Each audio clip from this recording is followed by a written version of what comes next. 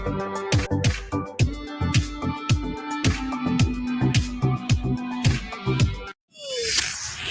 by to launch FanStream Sports. 3, 2, 1.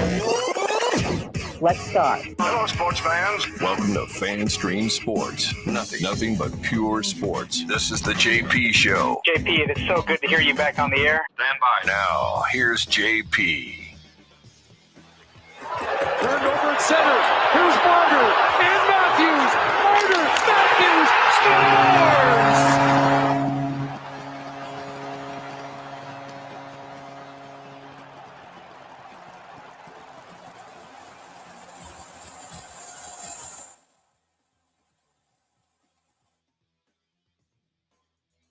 I'm sorry, that was an unusually obnoxious goal horn there twice.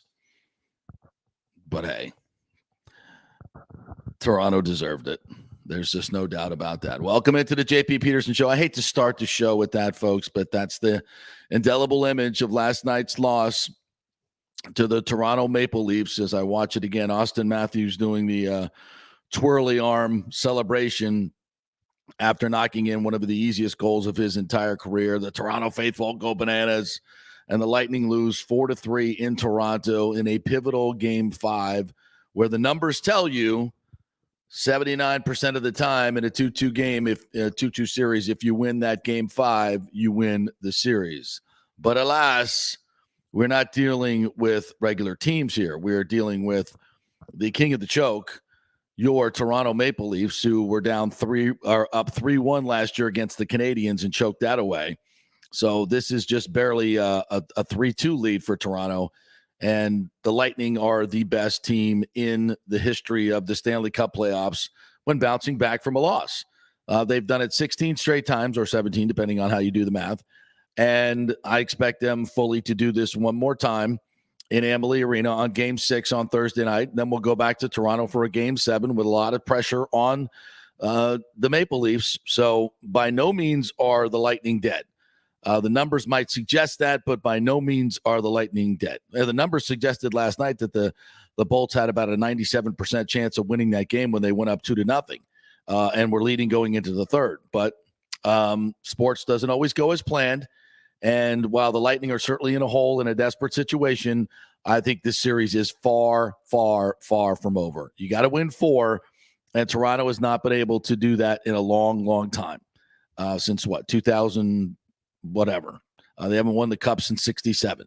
I mean, it's been a long, long time for Toronto. I think 2004. So I will have a lot of hope in this Lightning team. Welcome into the JP Peterson Show. We got a great show for you once again this morning. And of course, we're brought to you by the law offices of Christopher Palermo. We should have Christopher on the show hopefully this week to discuss a little bit of the lawsuit that's going on with the Rays and Stuart Sternberg and his partners. But if you have any stucco issues, any repair issues on your home, Christopher Palermo is your man. Go to PalermoPA.com to find out what's going on there. And it's a free call, and he will help you out. Here's the show.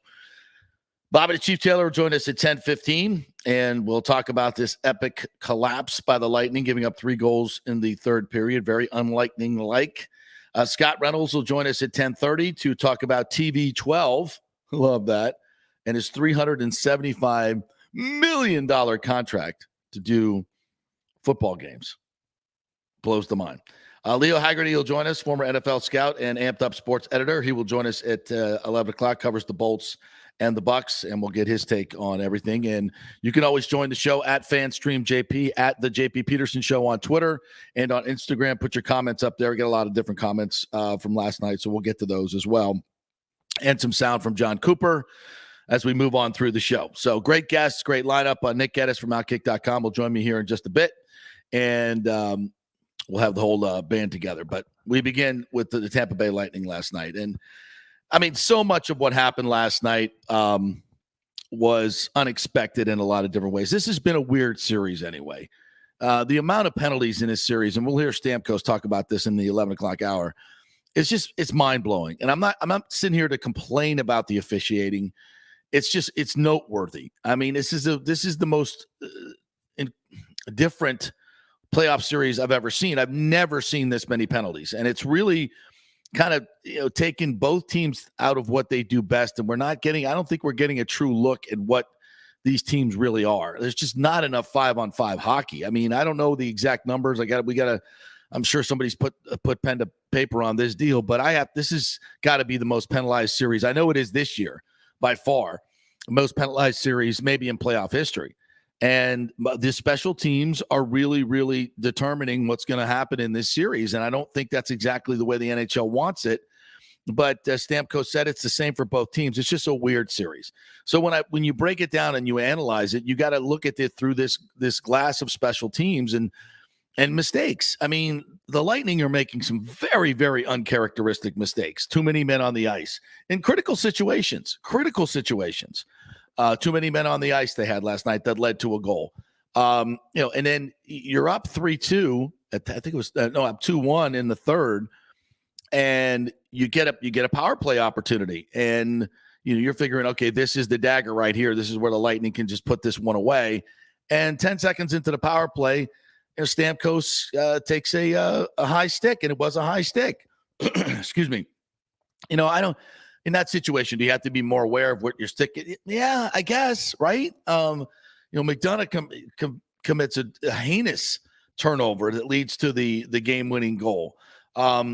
Just mistake after mistake that the Lightning just don't usually make. They're the experienced group. You would expect them not to make that mistake. And then, 4-on-4 hockey really decides this game in my mind, as the Lightning give up 2 goals within a minute 15, and both 4-on-4 goals. Nylander's shot, it's a great shot. It went, I may have even hit off the post, but from that angle, that's one Vasi normally gets. That's one, I don't want to put this on Vasi. I think that may be the only one that maybe he had any shot at. Certainly had no shot at the last one. But it just, again, the 4-on-4 hockey, the whole time it was going on, you're like, wow, the Lightning look really outmatched, and they just weren't aggressive in the 4-on-4. They were just kind of taking it from Toronto. So that was interesting. So many situations that the Lightning just don't put themselves in, and credit Toronto for taking advantage. Credit Toronto for taking advantage of it. But it's kind of a weird game. The Lightning come out and they outshoot them 14-4 in the first, and you're thinking, okay, they're just going to sustain this. And then, they kind of turned the switch off in the second period. They got outshot 14-9. And of course, again, penalties have a lot to do with this, but it just, they get out of their rhythm, and they didn't seem to be pressing as hard. And again, I know we always look at this through the lens of the Tampa Bay Lightning. And Toronto's a very, very good hockey team, and especially with the additions that they made. The crowd was just bananas last night. It's not a shocking loss to, I think, anybody else in hockey. I think you're looking at it from a Tampa Bay perspective, we've seen them close out games like this forever in the playoffs, and it's a reason they've won 2 cups, and they just couldn't do it. I mean, they fought hard in the third. They come back and get that goal by McDonough after going down 3-2, which was fantastic. And you think, okay, now they got their mojo back. They're going to win this thing. And then, again, McDonough with the costly turnover and the speed of Matthews and Marnos turns it around. And Marner shoots the puck low, and, Vasi's got to kick it out. And there's, Matthews right there with Nick Paul just a stride behind him. And it's that close, and that's the difference in the game. And the Lightning lose 4-3, and now they come back here Thursday night with a must-win in Games 6 and 7. And again, if there's any team on this planet that I would rather have in this situation, it's the Tampa Bay Lightning. And obviously we've noted the streak forever. It's 16, 17 games, depending on how you want to look at it. But the point is, Vasi's been unbelievable in these games. They're going to be at home in a Game 6. You would expect their absolute best effort. And, I think it could be a rout. Could be another Game 4 situation. And then we're heading back to Toronto for a Game 7 where these Maple Leafs are going to be gripping that stick. And, to me, it's house money for the Lightning. You've won 2 in a row. You're going to play a Game 7, kind of like the Islanders situation last year. Yeah, ready to go. Here we go. Win Game 7 and let's go. Move on to the next round. So while I think there's a lot of people on the ledge, a lot of Lightning fans that are on the ledge right now, I'd say take heart. Take heart. We always seem to be that way after a loss. But this team, nobody, and I mean nobody, bounces back like the Tampa Bay Lightning. So There it is. It's all in front of you. So if you're a fan, you're like, man, look, we've won 2 cups in a row. It's a great drama. This is why we watch sports, right? For the drama of it. Instead of, just being down in the dumps and depressed, this is going to be an epic comeback. I mean, think how great you're going to feel on Saturday night when the Lightning beat Toronto in Game 7 and the Leafs blow a 3-2 lead. They blew a 3-1 lead last year, and we just rubbed salt in the wound. I mean, just think how much better that is than just winning last night and winning Game 6 at home, right? So look at it from that way. We watch sports for the drama and to give us the adrenaline rush, right? We're going to have a great adrenaline rush on Thursday night in an elimination game at home. And once, we take care of that business, we're going to sit there and watch Saturday night. We'll be on the edge of our seats. That's what it's all about, man. That's what sports is all about. Even if their Lightning lose, it ain't the end of the world, folks. You still got your lives, your wonderful lives to go back to. Inflation, gas prices, all that great stuff. So enjoy it. Enjoy it for the theater that it is. But I know it gets nerve-wracking, and I know you hate losing. But you know what? It's sports. We love it. We're passionate about it. But keep it in perspective and enjoy the ride in Games 6 and 7. It's going to be fun. Here's Coach John Cooper after the game. How that one went from 2-0 in the first period where you guys are in control to the last 2 periods where it didn't seem like you guys had quite the answer. I don't know about that. We just we're not really making them earn it. We're kind of giving it to them. And, some of we take too many men penalties, which momentum killers, one they score on, that's on us.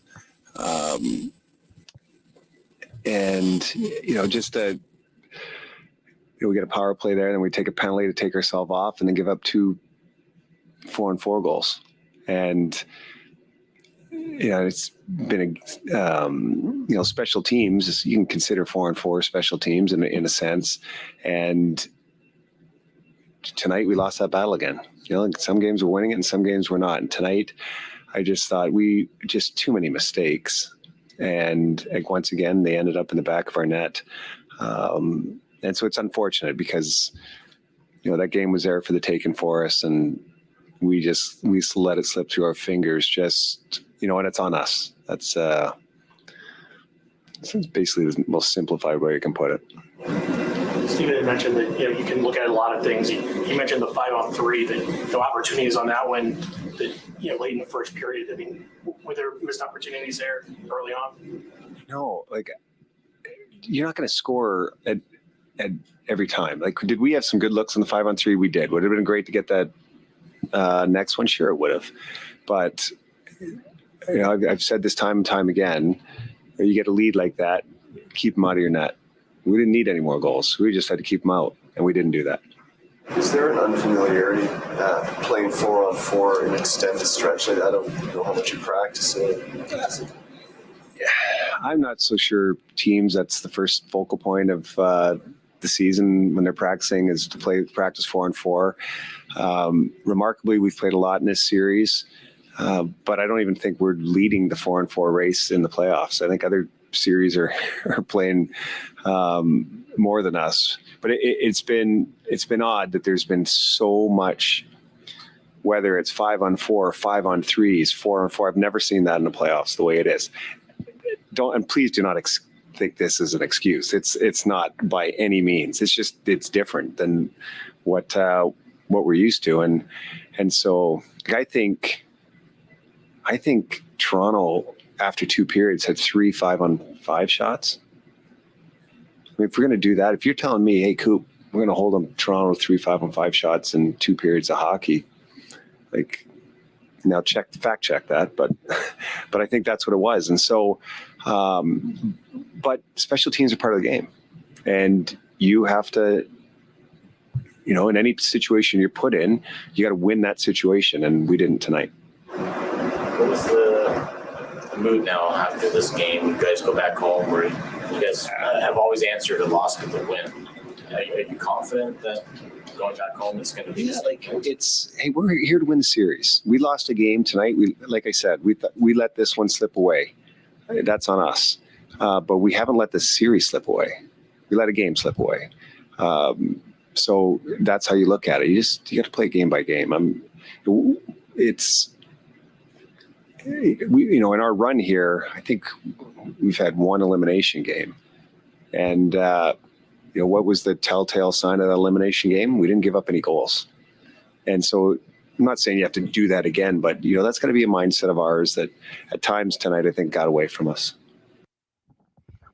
And that's something that Coach Cooper has talked a lot about, is we had 2 goals. We didn't need any others. I think that's a veiled reference to maybe we got a little too offensive at times. And maybe that McDonough, they were tied at the time, the McDonough turnover. But, when you have all the pieces ready, and you got the 2-0 lead, you should make it happen. All right, we'll take a break. When we come back, Bobby the Chief Taylor will join us, and we'll chat about this Lightning game and see where he thinks the downfalls were for the Bolts.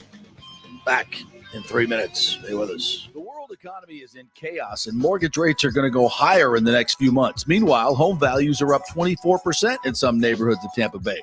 Do not miss this opportunity to refinance your home, get some much-needed cash to handle skyrocketing inflation, and fill up your car. Contact Scott Fitzgerald at American Mortgage Services. Even if you've recently refinanced, Scott can make the deal work because he charges no lender fees like the big boys do. He will also shop your loan around to dozens of lenders and get the best rates and terms. Let them compete for your business. The big banks charge huge lending fees. Customer service is simply a phone number with endless wait times. Scott is local and will personally take your call. Here's his cell phone number. Tell him JP said you could call. 813-294-7595. Scott's done over 3,000 loans, including many coaches and athletes. He will answer your calls and concerns and give you workable strategies to be smart with your money. Reduce your payments. It's not just what you make, it's what you keep. 814-7595 or email him at scott@amstampa.com. The health professionals at Bay Area Modern Medical Center want you to know it's time to commit to a new healthy lifestyle. You want the magic cord?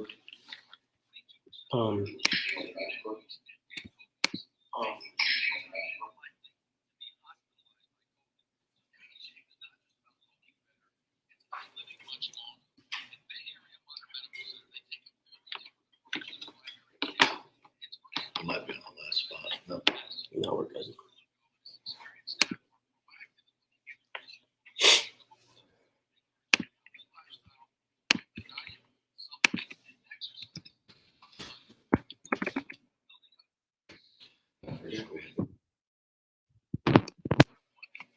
Yeah, it's usually a bad. If you don't score on one of those, then you have a chance. Hello. Hey, Chief, this is Nick. How you doing this morning? I'm doing great, Nick. And yourself? It would be better if the Lightning were up 3-2. But it is what it is. I know. I hear you. All right. Setting up for a great comeback, baby. Yep.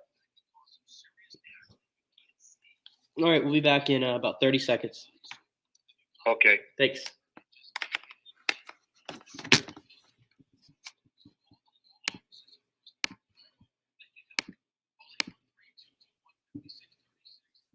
One 221-5636. He's recovered millions for his clients. The law offices of Christopher Palermo at PalermoPA.com. Coming back at you. Now, more with JP on FanStream Sports. Only just begun. All right, welcome back to the JP Peterson Show, brought to you by the law offices of Christopher Palermo. All right, let's chat with our good friend, Bobby the Chief Taylor from Bally Sports, longtime Lightning analyst. You've seen it all, Chief. Would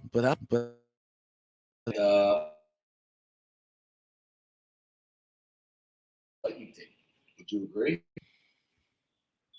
Yeah, it's one of the things that has kind of been a puzzle, I think, for this team this year is the inconsistency. The last 2 years they were consistent. I mean, it was like death and taxes. You were leading after 2 periods, boy, that was over. The game was over. You could go home after the second period.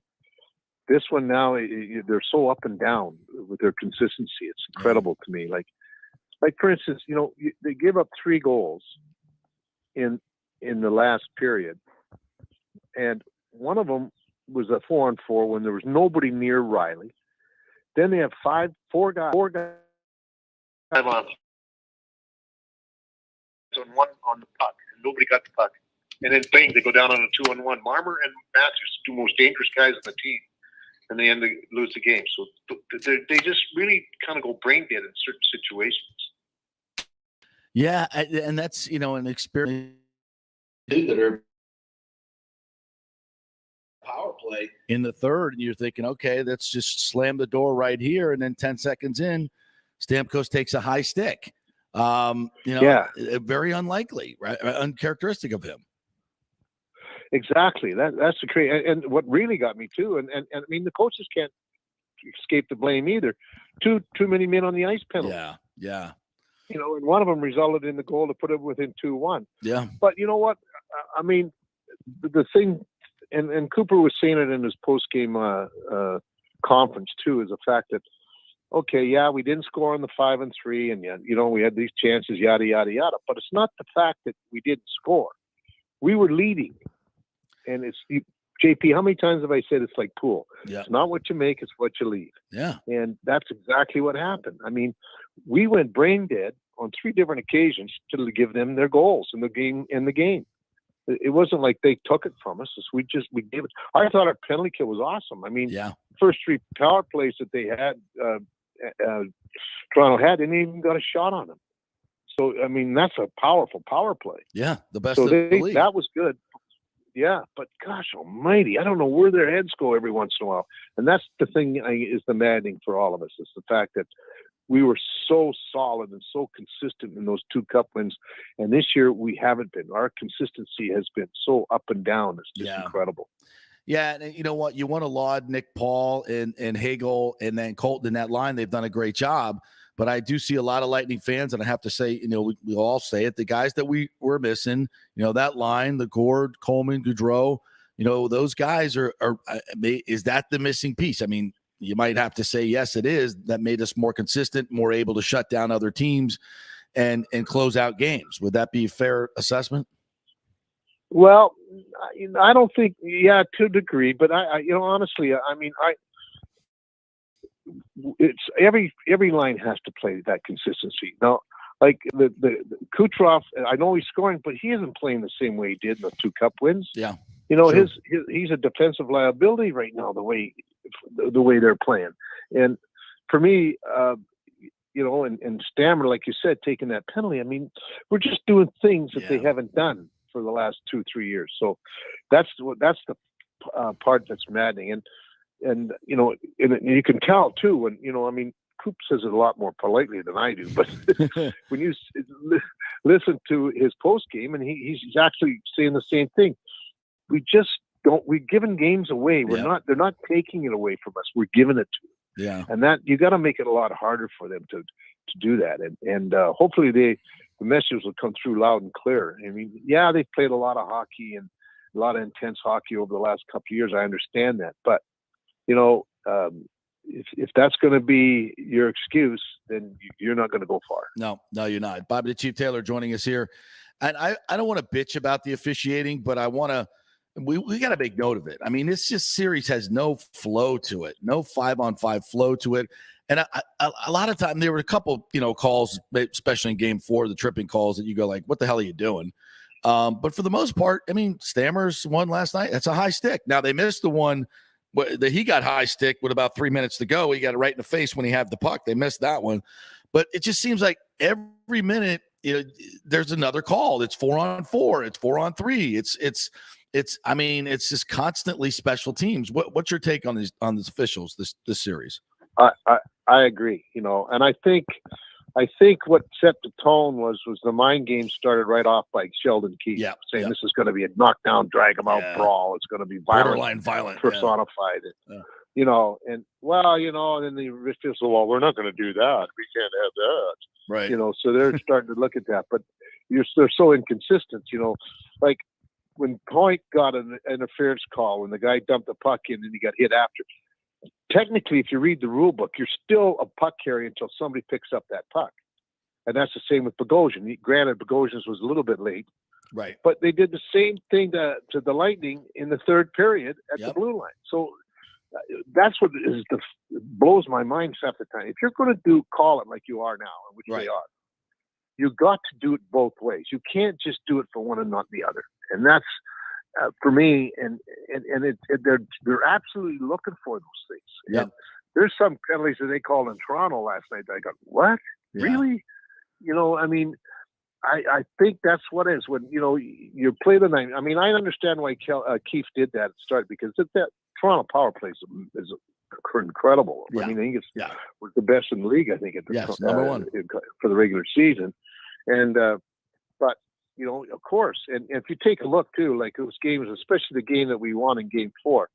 Every time we came near a guy, they fell down. Right. I mean, I like I was saying, it looked like they were playing soccer out there. Then they were playing hockey. They were trying to get the referee to call a penalty. Flopping everywhere. But I mean, come on, this is the playoffs. Butch up. Absolutely. And, if you don't mind the egregious calls and the ones that affect the play, you want those called. But a little ticky tack here and ticky tack there. Those you got to let go in the playoffs, in my opinion. I agree with you. I mean, that's why everybody loves the playoffs, because it's high intensity, because it's a very emotional time, and and every game means everything. But you know what? And it was a much more. There's a more flow, more physical part of the game. It's like hockey was supposed to be played. Yeah. Not like during the regular season where next year I think the uniform is going to be tutus. So it's just frustrating. Yeah. I think the most thing for me, JP, is the fact that we were so consistent for 2 years, and this year our consistency is up and down and up and down, and it's and you're wondering what's going on, and that's the thing that's puzzling. So as we look forward here, Chief, I mean, I know a lot of Lightning fans are down. The numbers say you have a 79% chance of winning the series when you win that Game 5 in a 2-2. But, this is also a Toronto team that choked away a 3-1 lead to the Canadiens last year. They have choked at every point they've had a big game. And now if the Lightning can win Game 6, and I think they'll dominate Game 6 at home, and they get to go back there for Game 7, there's going to be so much pressure on Toronto. I'm not saying the Lightning have the upper hand. It's not what I'm saying. But, I mean, for goodness sakes, this series is far from over. Far from over, right? Oh, big time. I have no doubt that they'll win tomorrow night. I have none. And, I mean, I thought for sure we were going to come back and close out the series tomorrow night. Because, but after the first period and they kept saying, oh, the penalties killed us. Well, you know what? No, they didn't, because they only scored the one goal on a coach's mistake. Right. On that too many men on the penalties. And then we made a bad play. The stammer and that high stick, when you're in a power play, you should never take I call them lazy man penalty like that. Yeah, and then they score twice 4-on-4 right after that. So that's that's a killer. I mean, for me, I just it's the way you think and the way you want to play the game, and we were still winning 2-1. Yep. So that for me, it's he. Like he said, sometimes you score, sometimes you don't, but we had the lead. Yeah. And that's the whole point. Yeah. And he said at the game, but before we went into that game, he's more concerned with us not playing well defensively than he is about scoring. Right. He says, I don't worry about our scoring because we can score on that team, but I'm worried about how preventing them from scoring. That's the biggest thing. That's how you win the game. Defense wins championships. Scoring puts people in the stands. Yeah, no doubt. So, Chief, do you think and do you think any lineup changes for Game 6? Is Ruda back in? Any more emphasis on what lines are out there against who? Are there any coaching X's and O's that you would make any changes right now if you're Cooper? I don't know. I mean, I think that the way they've been playing, Point's really starting to get going. What I like to see Cooch get going a little bit more when he doesn't have the puck. Yes. But I don't know. Maybe Ruda goes back in and plays the foot. I'm not sure. It might be that way, but I think you know what it is. It's like you got to go home with the people you took to the dance. Exactly. Yeah. And I think that's a big thing. And these guys can do it. I mean, we've seen it in games and out games. but the consistency of him doing it hasn't been there as often as we would like to see. And I'm sure it's the same as the coaches would like to see. Yeah. All right, Chief. Sounds like you're feeling better. Sounds like you're feeling a lot better. You got the energy back. You're ready to go. You're ready to go. Yeah. Still got that anger bug in me right now, Chief. Yeah. But yeah, no, I'm feeling a lot better. Thank you. Good. All right, partner. We'll if we don't see you tomorrow, we'll see you soon and talk to you soon. Thanks, partner. Appreciate it. You got it. All right, JP. Hey, Bobby, the Chief Taylor, right there. And just that consistency. So he harps on, and you gotta be consistent in the league and in the playoffs. Any quick thoughts, Nick Gaddis, as you join us back here from Outkick.com? What's up? Yeah, y'all sound very confident the Lightning are going to win tomorrow. Maybe I'm a little down, but I didn't like what I saw. You can't give up 3 goals. You can't be as nonchalant with the puck as they were. You can't be sloppy. Stamkos, I mean, he was bait. Let's face it, he was baited into taking that penalty. Labushkin was all over him, was trying to rattle him, and Stamkos took the bait. And he can bitch and moan and raise his hands up in the air like, what? You high-sticked him. Yeah, you high-sticked him. You did. And the inconsistency of the refs late in the game, I don't think it really would have mattered. The Lightning didn't really look like they were really threatening at the end there.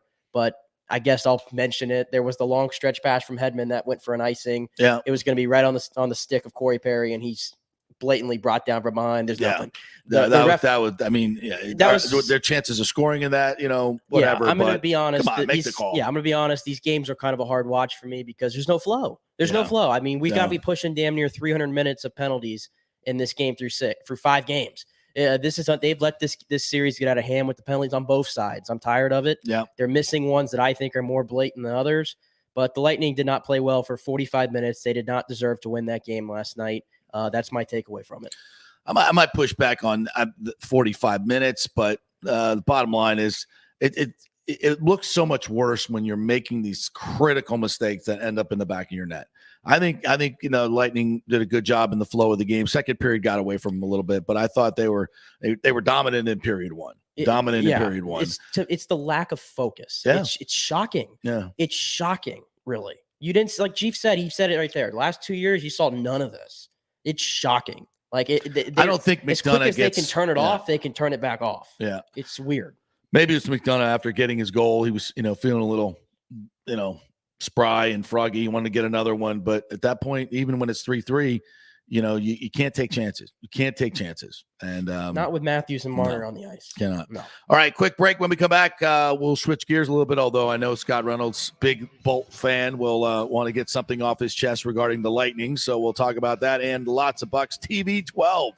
What does Brady's new budding broadcast career mean for this season for the Buccaneers? We'll talk to Scott Reynolds, Pewter Report, next. Cryptocurrency is all the rage today. The market cap for the industry is now over $1 trillion. And you read about people making millions of dollars, right? You want to get in, but have no idea what to do? Or maybe you dabbled a bit and you want to unlock the real money-making opportunities and don't know how to do it. There are over 10,000 tokens and thousands of decentralized finance exchanges to navigate. So what do? You go to DeFiLava.com. The folks at DeFiLava.com are in Tampa Bay, and they work with you directly to set up custom accounts, answer all your questions, and provide market analysis.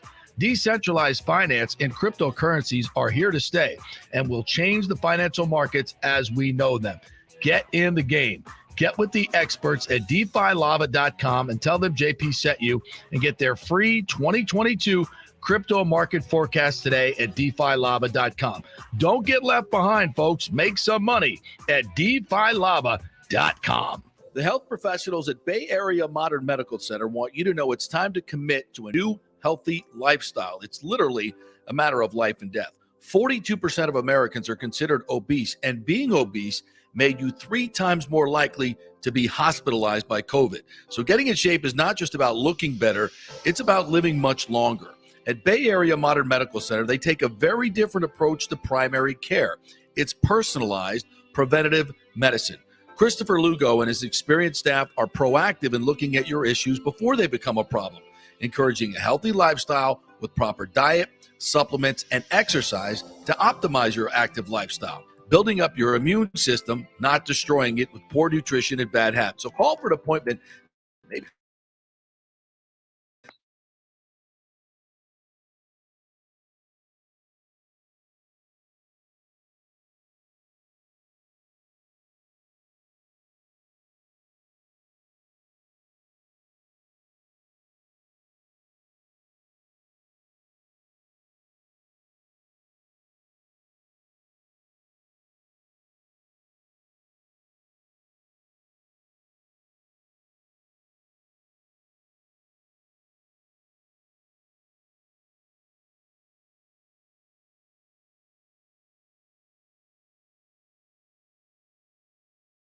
local company with a commitment to our community.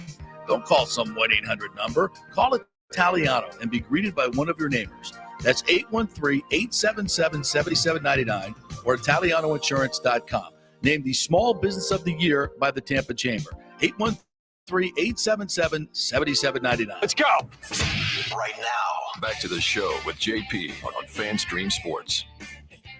All right, welcome back to the JP Peterson Show, brought to you by the law offices of Christopher Palermo. You can contact him at palermopa.com if you have any issues with your construction, residential, or if you've been just built an office building or some type of corporate place, that's also an issue that he deals very well with, Christopher Palermo. So check him out at palermopa.com. All right, let's talk to Scotty Reynolds from pewterreport.com. How are you, my friend? I know as a big Lightning fan now, you're a little depressed after last night's game. I understand. Yeah, I'm a little concerned. I'm not going to lie. I'm happy to talk Buccaneer football with you. If we can switch to that topic, it's a lot more cheery than the Lightning. Oh, you are. See, he takes it hard now. He's a big Lightning fan. I'm optimistic. I do. They'll be fine. They'll be fine. This is a team that knows how to win, and they're playing a team that does not know how to win. So you know what that's all about. So were you a little shocked at the Brady announcement yesterday? The timing, the money. I mean, what hits you most about Brady becoming the new lead analyst at Fox?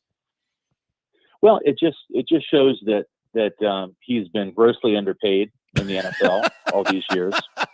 And if you work hard, JP, you can scratch out a living. You can make something of yourself. and I think that we're seeing the hard work of Tom Brady finally pay off in a rich contract. It'll pay him $37 million a year, or at least that's what's been reported. And I'm happy for Tom that he finally gets paid. And I think Greg Allman tweeted something the other day that was fascinating, that Brady, through all of his years in the NFL, all 23 years, will have made a total of $333 million. And yet in Fox, he's going to make $375 million for 10 years. So I'm just glad that Tom can finally maybe, buy some nice things, have a little bit more money to spend. I know the kids are going to be going to college soon. So things are looking up for Tom Brady, finally. Yeah. Finally, he'll be able to make the mortgage payment. But how do you think it affects this season for the Buccaneers, if at all? I really don't. I think it's going to be fascinating to see what Tom Brady finally emerges on Fox. And I've got a little bit of a theory here, because he could be very stale and vanilla in his press conferences, especially after games, especially after losses. He just does not want to talk at all. He's a cliche machine. Yeah.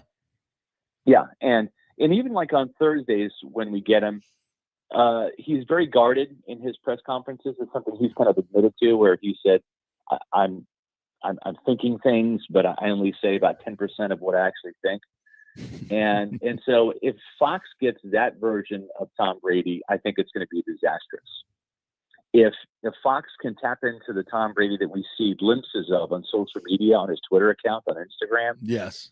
And in some of those interviews, like you saw on The Shop, where he is a little bit more casual and unguarded with his comments, then I think that you're going to really see an interesting side of Tom Brady, and one that's engaging. And I think that doing the Man in the Arena series, where he's been pretty frank about things, has really helped. Yeah. But the thing is the Man in the Arena, he's talking about himself. Exactly.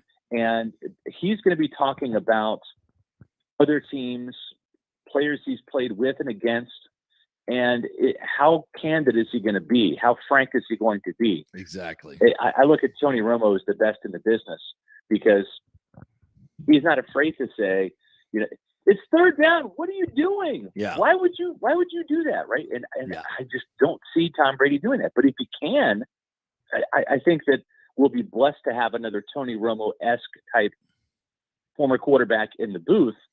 I just don't know if he's going to be able to get there. But what I do want to say is, I hope that we see more engaging press conferences, because if Tom Brady's really smart, like I think he is, he would almost engage with the media and almost treat this year's press conferences like he's commentating on himself and the Buccaneers. I think that if he took that approach, it would be tremendous for us in the media, and I think it would be a great Kickstarter for his NFL Fox career as a broadcaster. That is a great observation. I spoke a lot about this yesterday. It's spot on exactly what you're saying, is that there's two different Bradys. There's the corporate Brady, and then there's the real guy behind the scenes that we hear about, we see glimpses of, but only when he can control the narrative, as you mentioned. Yep. So, and I wonder if Fox has kind of said to him, and they'd have to say to him, look, if we're going to pay you this much money, you can't be guarding corporate Tom Brady. You can't be there. You can't be,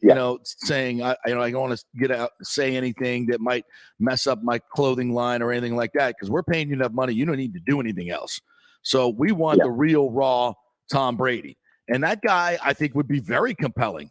But, and I think maybe if I get a chance at a press conference, I might want to ask that question. Hey, Tom, just interestingly, when you do your press conferences here, you're vanilla Tom Brady, you're cliche Tom Brady. Right. We get it. We know what's going on. Totally understand it. Right.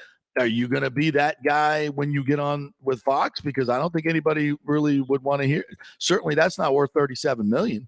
That's a fair question, right? Yeah. I wonder what he'd say. And the thing is okay. So, who would he be afraid of alienating or pissing off if he actually critiques somebody or criticizes somebody? Right. He's Tom Brady. Who cares? He's got more rings than you. He's got more money than you.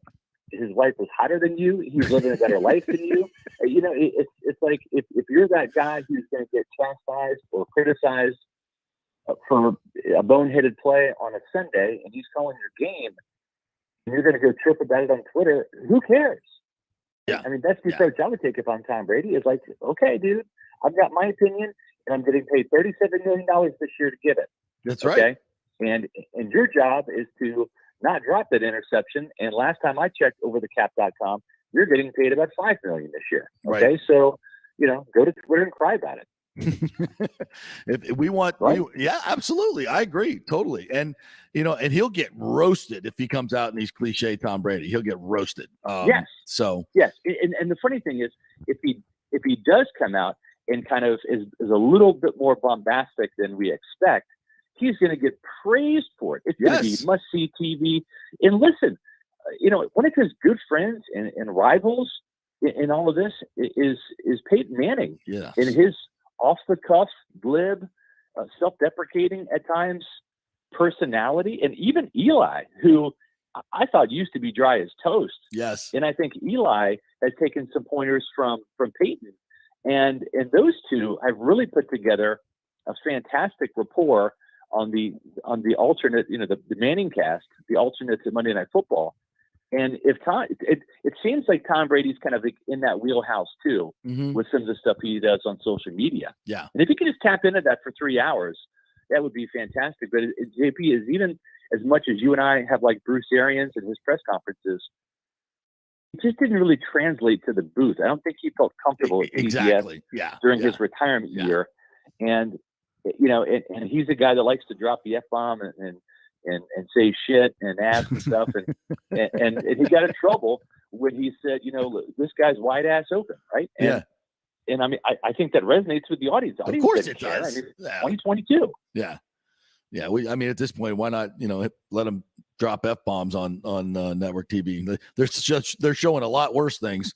So anyway, Scott, of course, Scott Reynolds, the Pewter Report, joining us here. All right.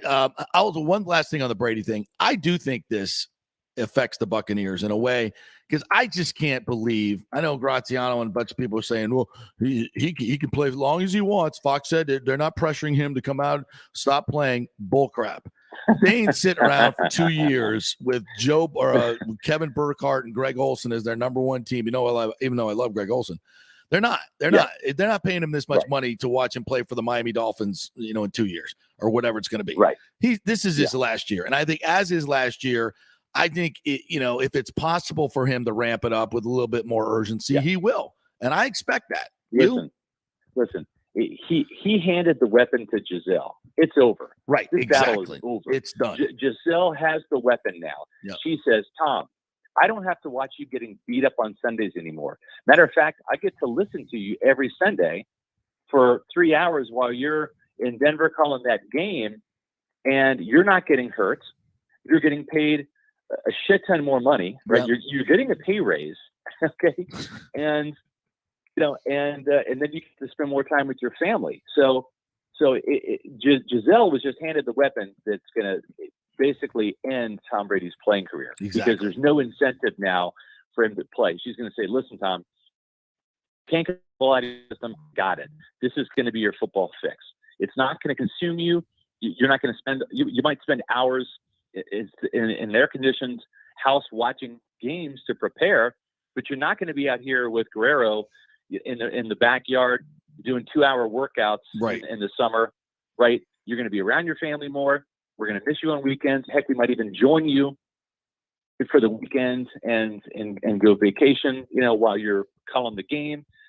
And you're getting paid more. This is a win-win-win-win-win-win-win for Giselle all the way around. Yeah. And I think this is going to be the effective end to Tom Brady's playing career after the 2022 season. Yeah. And good for him. Yeah. Do you think, since this will be the end, as I agree, that forces Gronk's hand to come back? Do you have any hesitancy about him coming back now? I don't. I think he's coming back. There's no way Tommy comes back and Gronky doesn't. Yeah, I think that Gronk knows that if Tom's going to give it one more year, he's going to give it one more year. I know that the reason why, because he said this, the reason why he retired in 2019 was because of the injuries. Yeah. Like his body has just taken a beating. And listen, I know that Gronk last year broke some ribs, punctured a lung. Mm-hmm. I've never had that happen before. I've had some bruised ribs. Doesn't sound awful. fun. I can't imagine like resting a month and then going out and playing collision football again. Ugh. After that. So I get why Gronk wants to retire. I think that Jason Light has played this the whole right way this whole off season. Yeah. We'll see you in training camp. Okay. Yeah. If you want to show up for the mandatory minicamps, great. I mean, we'll go ahead and sign the deal, and you can pop up in June and say hello to everybody and run around for 2 or 3 days, and then you've got another month off. If you just want to wait until training camp and do Long Beach for the draft weekend and then party and have a great time, and you want to use training camp all good to get in shape, that's what players used to do back in the day, JP. Yeah. You and I know this back in the 70s and 80s. That they would use training camp to get in shape. Now everyone's expected to be in shape by the time they get to camp. But for Gronk, who, as the tight ends coach John Van Dam said yesterday, Gronk just stays in shape by walking around. He just has that blessed metabolism. So I wouldn't be surprised at all to see Gronk wait until the day before camp and then sign with the Buccaneers. I think that's what's going to happen. Scotty Reynolds joining us here. What other things did you glean from yesterday's assistant coach the powwow that you guys had with all the offensive guys yesterday, right? I think the biggest thing was just like the battle for the backup job, which I was kind of anticipating this year. It's over. Yeah. Blaine Gabbert is the number 2. And for Clyde Christensen to come out and just so definitively say that Blaine's going to be our number 2 and Kyle's just not going to have the reps to really develop. I mean, he's going to be force-fed the reps because Brady's not going to be at the OTAs, which is fine. Kyle Trask is going to be given the OTAs, like a crash course seminar on playing quarterback for the Buccaneers because he didn't take any reps last year hardly, outside of a couple reps in camp and then the preseason games. But it's just a little stunning to me that they're not trying to accelerate the development of Kyle Trask. Yeah. And I can kind of understand it because the Super Bowl window is open and you don't want Kyle Trask to play at all this year because if something happens to Tom Brady, let's say an MCL sprain where he's out 3 weeks or so, you can probably win a game with Blaine Gabbert, maybe 2 out of those 3, and you're still in contention for the playoffs, for winning the division, whatever, right? Right. With Kyle Trask, you don't want a rookie in there just throwing a pick 6 that's going to cost you the game. Yep. But for the second round pick that they invested in Kyle Trask, he really is on the slow road to development here. And so I thought that it was just a little interesting. And to hear Clyde Christensen say definitively that, nope, this is not going to be a quarterback competition at number 2 this year. It's going to be Blaine, and Kyle Trask is going to be that slow and steady developmental guy. That was just a little surprising to hear in May. Yeah, it is. And I know a lot of people are taking this like, oh, that means Kyle Trask sucks. They don't see anything in him. I'm like, no, that just means this is still all about Tom Brady, as it should be. Correct. I mean, bottom line is, would we like to, see what we got, give him a little bit of run here and there? Well, yeah, but you're taking away reps from a guy that you might actually need to play. And maybe there's I shudder to think that this came out of Brady's mouth, but maybe there's some feeling that, when this team's up by 20 points, get Brady out of the game. We're going to see a lot more of Blaine Gabbert, and maybe in some more meaningful situations. We got to get him ready. To see that. Yeah, I would love too. To see that, and I think that is going to be probably the biggest change. And no one's really talked about it. But I think you're onto it. That remember that game back in 2020 when Brady threw the 3 picks and the Saints just crushed the Bucs 38-3. Yeah. And he didn't take Brady out at all in that exactly. game. I'm like, what the F? Get him out. And it was ludicrous. It was lunacy that he was out there. And we've seen very little of Blaine Gabbert. As a matter of fact, the Bucs last year, Jacob is saying this as the conductor of the plane train. The Bucs were 6-0 when Blaine Gabbert played. I'm just throwing it out there. That's a fact. That's analytics. Okay, so that's true. Analytics. So maybe Todd Bowles takes a look at that stat and says he's playing in every game next year. Right? I mean, he's actually has the best winning record of any of the quarterbacks last year for Tampa Bay. So all jokes aside, I do think that that's something that we could see. I think the ego of Bruce Arians was, ha, ha, ha, ha, ha, we've got the leading passer, we've got the touchdown maker, we've got the guy with the most yards, we've got the number 1 passing game. Yeah. I think that is something that Bruce loved to have. And you know what? When you've got the greatest quarterback of all time, sure. I mean, you want to, if you got the Ferrari, is it more fun to just look at it in the garage or get out there and drive it? You know, I mean, that's, I don't blame him, but you got a 44, about to be 45-year-old quarterback that should not be leading the league in pass attempts. Nope. I don't think Absolutely that's necessarily a great thing. So I think you're onto something there. All right. One other thing you guys wrote in Pewter Report, the Lewis Seen article where he was on the Richard Sherman podcast and saying that the Bucs promised to take him at 27. I guess I'll take it one step further. Will the Bucs regret not taking him at 27? That's really interesting, right? I mean, and we were even I was on the show with you, but right before the draft saying it's going to be Lewis Seen or Logan Hall. Yeah. I think that was pretty clear. Yep. And that's been pretty clear in all of our reporting. 4th mock draft went to the Bucs was Lewis Seen. Actually, the 3rd mock draft. The one we had in our final mock draft was Logan Hall going to the Bucs. So, I mean, we kind of identified who they were really targeting, had a really good idea, and it was going to be one of those 2 guys. And we'll never know because Seen was gone by the time the Bucs picked at 33. I just remember back in 2018, there was a lot of debate about Derwin James and Vita Vea. Yep. And Jason Light loved both players. He told me, he's like, I love both players, but football is and always will be a game won in the trenches. Yep. And I think the need was higher at defensive tackle, and Logan Hall was one of the players they loved as well. I think Seen's going to be a very fine player, but I think that if you were to look back now with the injuries that Derwin James has dealt with the Chargers, and even had some of those in Florida State. He was not a clean medical guy. Yes, he did. To the NFL.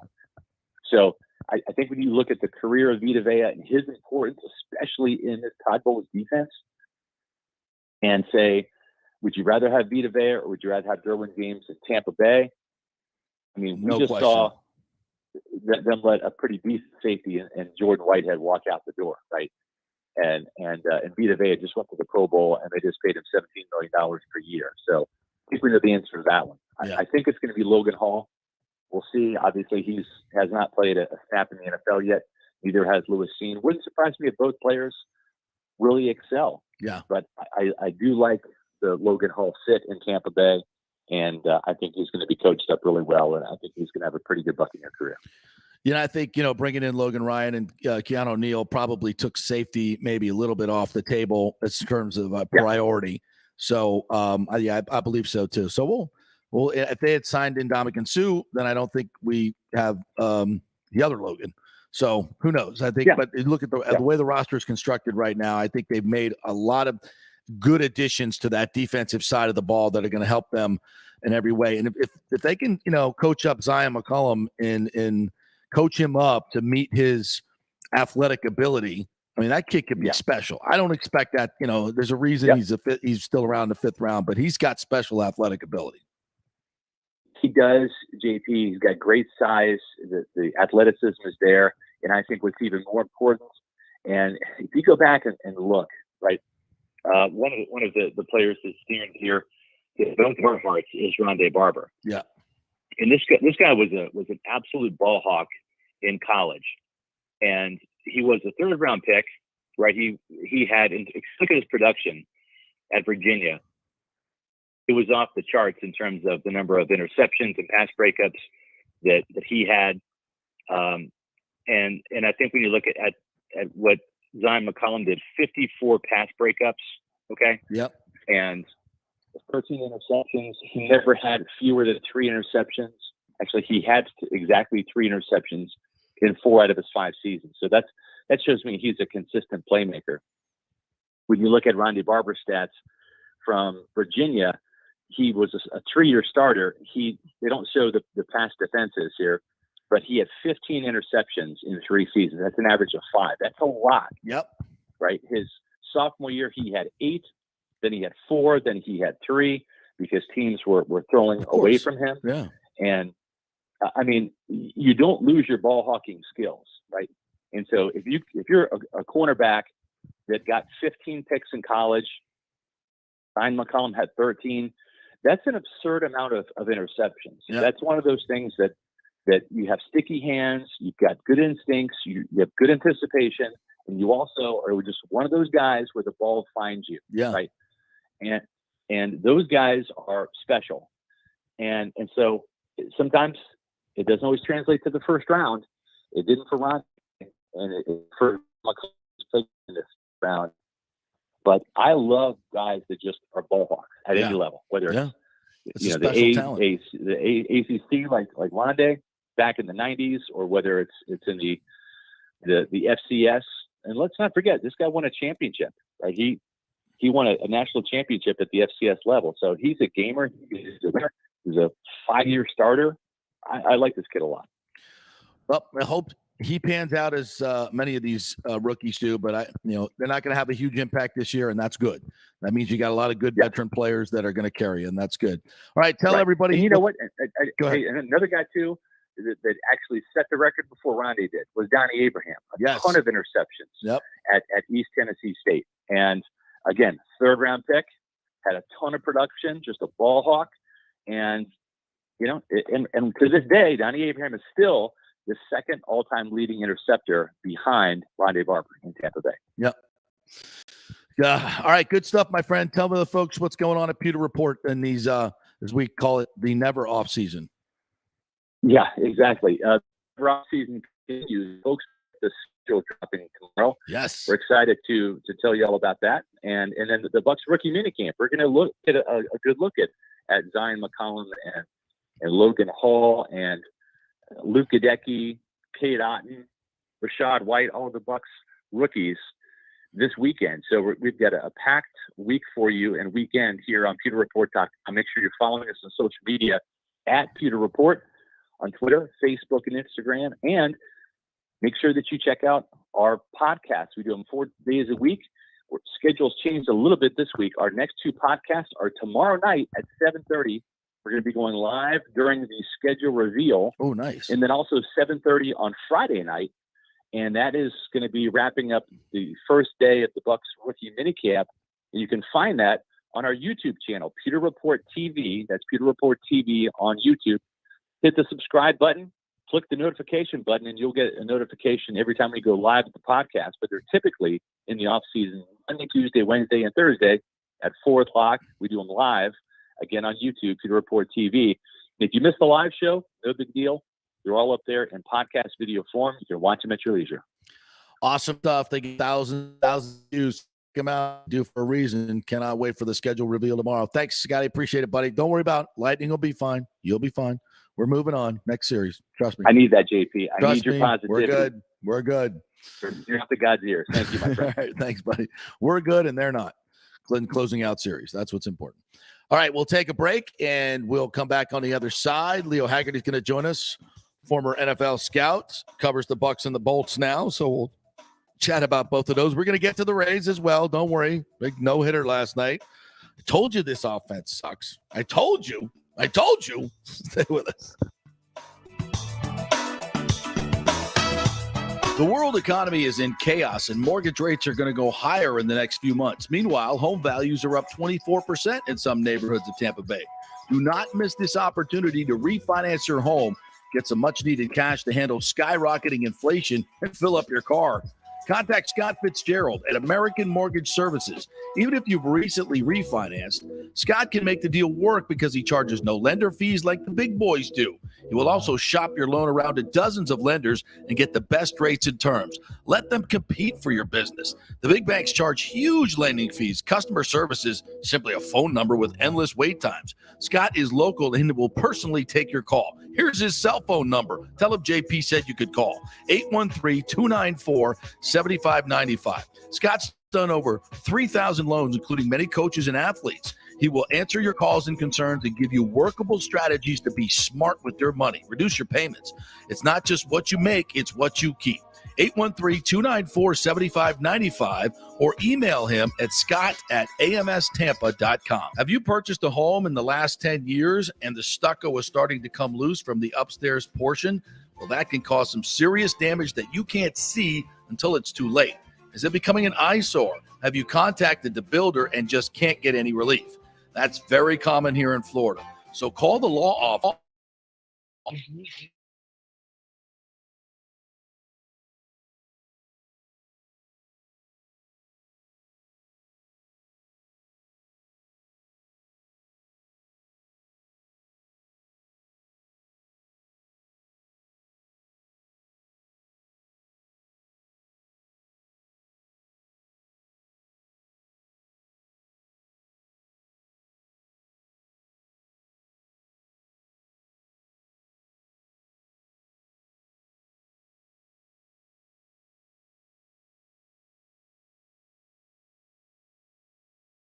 Personalized preventative medicine. Christopher Lugo and his experienced staff are proactive in looking at your issues before they become a problem, encouraging a healthy lifestyle with proper diet, supplements, and exercise to optimize your active lifestyle, building up your immune system, not destroying it with poor nutrition and bad habits. So call for an appointment, maybe change your primary care and get on a journey back to full health and a happy life. Call 844-977-3477 or go to BAMMC.com. Tell them JP sent you for priority scheduling. 844-977-3477 or go to BAMMC.com. Ladies and gentlemen, let's rock. This is FanStream Sports with JP. All right, welcome back to the JP Peterson Show, brought to you by, in our second hour, Bay Area Modern Medical Center. Christopher Lugo and his team of medical experts will get you right. He works with the military, keeps our top pilots in shape. Also has just been appointed to a prestigious military medical position that we are unable to talk about. It's that secret. But he will talk to you. Just make an appointment. Go to BAMMC.com and check them out. They're different. They're going to spend lots of time with you, 45 to an hour in your first visit to find out what's going on with you, what's your medical history, develop a personalized plan for you on your diet, your exercise, sleeping, everything, because that affects health and get your immune system back where it needs to be for the next pandemic. So it's an all personalized approach as medicine should be. Do it modern way. That's what we call it, Bay Area Modern Medical Center, BAMMC.com. Make an appointment and tell him JP sent you. All right, let's chat with our good friend Leo Haggerty, former NFL scout and editor-in-chief of Amped Up Sports. What's up, my friend? How are you? Tough night for Tampa Bay sports. Boy, I'll tell you what, I can't remember a worse night than this, JP. Can you? No, Nikki was just saying it may be the worst in sports history. You get no hit by the Angels, not exactly a great pitching club. Get clubbed by them 12-0, and then you give up 3 goals to lose a critical game 5. Yeah, that's up there, bro. That's up there. Yeah, it's. I mean, we can't go with the Bucks. They didn't lose a Super Bowl on a missed field goal or anything like that. Right. And USF, same thing. This was the worst night. You got to be. I can't remember one in the 35 years I've been here. Well, let's start with the Lightning. Such a great start, and you feel like, oh, you're up 2-0. You're got the 5-on-3 going. It's like, oh, we're just going to crush these guys, and they're going to quit. And by the end of the night, they're scoring 3 goals in the third, which never happens to the Lightning. And you're going home with an elimination now in Game 6 and 7. What do you think was the culprit last night? You know what, JP? I'm going to go back to when the Lightning had the power play.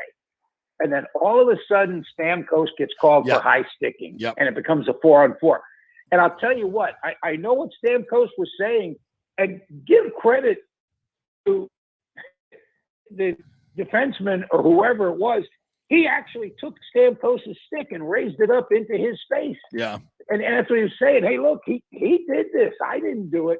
And all of a sudden, a 5-on-4 power play with the thing is lethal. Yeah. And all of a sudden it becomes 4-on-4 and they give up 2 goals. Right.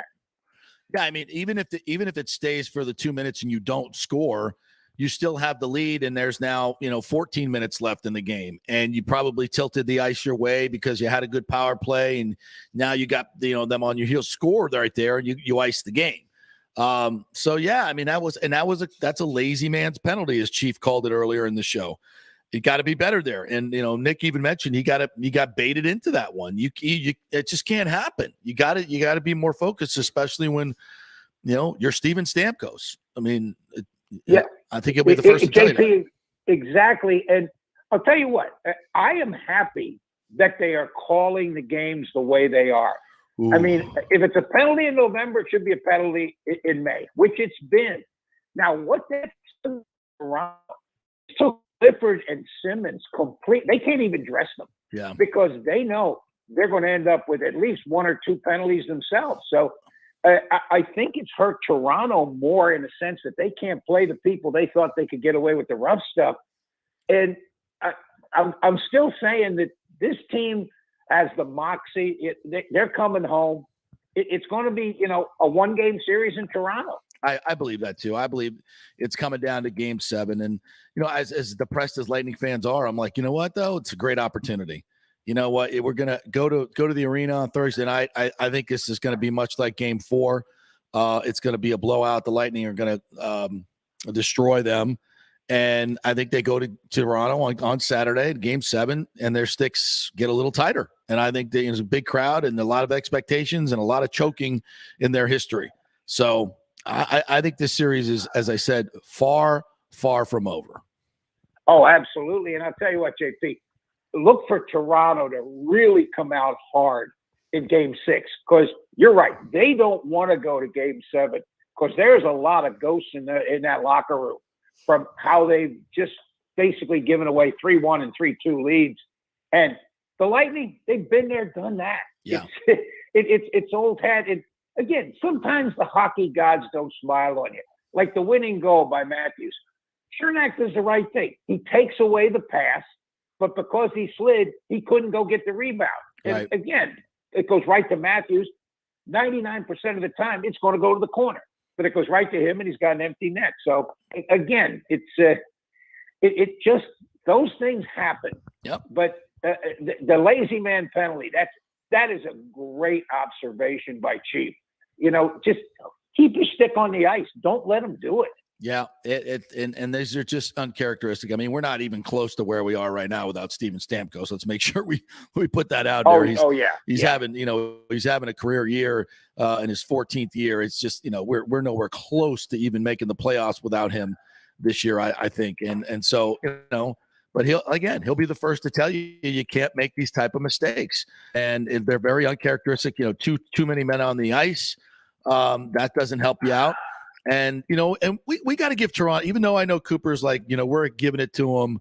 We're not making him work for it. I think you got to give Toronto a little bit more credit than that. Marner and Matthews, at least last night, were better. And they've got some good skill on this team. And when you make mistakes, they capitalize. That's the mark of a good team, right? Yeah, exactly. And the winning goal, look what happens. McDonough comes up, gets to the red line, and he's going to dump it in. Well, it hits somebody, and then he gets caught in the mix there and can't get back, and it's two. And I'll tell you what, boy, Matthews is fast. Yes, he I is. tell you, when he gets going, there aren't a whole lot of people that can stay up with him. I mean, Paul's making an attempt to get back, but you can see what's happening. And, you got to give the guys in the other color jersey credit. They're getting paid. And you know what? Campbell could have – I give him credit, too. He gets smoked 2 early goals. Yeah. And instead of going in the tank, he says, hey, man, I'm going to play hockey here. And, kudos to Toronto. They've won 3 games. I didn't think they would win 3. I thought it'd be 4-2 Lightning. But you know what? The hardest game to win is the first game. You know what the second hardest game to win is, JP? The fourth game. Game 4. Yeah. Game 4. And they haven't been very good at that, right? Toronto. Nope. They haven't won a series Not since at all. 04. Yeah. I mean, so there's a long way to go in this series. And, I asked Chief, X's and O's, is there anything you change? And he's like, nah, not really. It's just being better in these situations.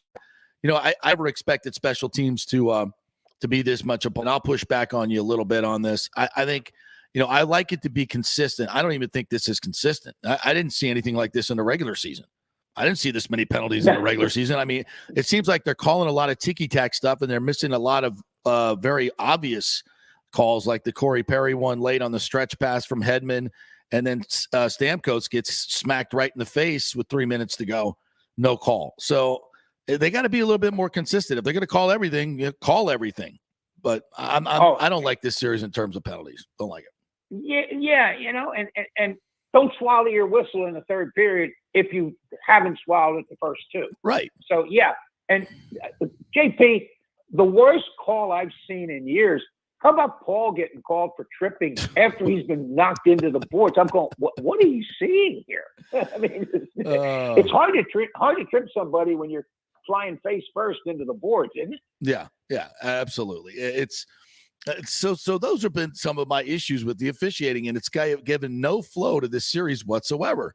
It's no flow. It's every time they get going in this game, you're playing 5-on-5, and I think the Lightning have been better than 5-on-5. I think Cooper said last night they gave up 3 shots in 5-on-5 last night. I mean, that's crazy. And so if I think the Lightning are the better 5-on-5 team, and they're really not getting an opportunity to do that at any long stretch. Yeah, and JP, we got to talk about one thing too. Being the home team, having that last look what Toronto's doing. They're putting the Matthews line against the Stamkos line. Yep. Which is rather interesting, I thought. But now it comes back to Tampa, and that'll change. They'll start to see the third and fourth line go against Matthews' line, and Cirelli is like he's like a Marchand. You love him if he's on your team, you hate him if he's not, because he's just going to drive you crazy. Yeah, no doubt. Leo Haggerty joining us here from Amped Up Sports, former NFL scout, covers the Bucks and the Bolts. Sliding over to the Bucks, your thoughts on the TV12 announcement and the contract, $37.5 million a year to call football games. Your thoughts? Can you and I get in on that somewhere? I mean, I'll tell you, that's a lot of money for a guy to sit there for 2.5, 3 hours and basically expound on his knowledge. And again, it's Tom Brady. I thought Clyde Christensen hit the nail on the head yesterday when he said, if Tom wanted to be a plumber, he'd be a great plumber. It's just in his DNA. He's just, that's what he does. He doesn't do anything half, what. It's going to be full bore. And it's funny because the first thing I said to Peter Blake and to Rob Crete afterwards, I said, you think now he's going to make more than Giselle? I don't think so. I think she makes like $50 million a year. I'm not sure, but whatever. whatever. 37-5 ain't bad. And what if any effect do you think that will have on this Buccaneer season? Because I think this signals that this is his last year playing. It's his signal to Giselle. Look, I'm done after this. I'm already signed with Fox. And I know Fox says, whenever he wants to quit, he can quit. But I don't think they're paying him that much money to sit on the bench or go play football while not broadcasting for them. It's interesting, JP. I thought, why are you playing this year? Why don't just retire and go? You got $37 million. He loves the game right now. He loves the game too much. Yeah, he loves not the game. He loves the competition. Yeah, he loves the fact. I think he was a football, basket. It doesn't matter. He's a competitor, and that's the key. He goes out and he competes, no matter what. And we saw that last year against the Rams. Tom Brady could have folded the tent because you can see they weren't having that good game. But I'll tell you what, he rallied the troops, got it to a tie game, and the way that ended, I think has sit in Tom Brady's craw. Yep. And I can't go out I'm the GOAT. I cannot go out like that. No, I think there will be an even more sense of an urgency with him, being this his last year, even though he may not say that. But, and we just had this conversation with Scotty Reynolds. Interesting to get your take on this. How good of an analyst do you think he will be? Will it be cliche Brady or will it be real honest Brady? The hardest thing, JP, we see with analysts that are former players, hard for them to criticize players because, it's what they didn't want to have happen. What's going to happen, and I think Brady is going to be excellent at this, he's going to be able to expound what he sees into language that people will understand. And, being an Eagles fan, I hate to say this, but Tony Romo and Troy Aikman, former Cowboys, are the best at doing that right now. They can sit there and, use the telestrator and everything. I wouldn't be surprised to see if all of a sudden they do a lot of split screen stuff with offense and defense, and then Tom comments on it afterwards. Because again, JP, we know this guy is the greatest pre-snap read guy in the history of football. And I remember DA would say, when Tom figures you out, it's over, and he'll figure it out. And if he can get that thought to the people, he's worth every dime they pay him. Yeah. I will he be able to do that though? Will he be able to be critical of other people?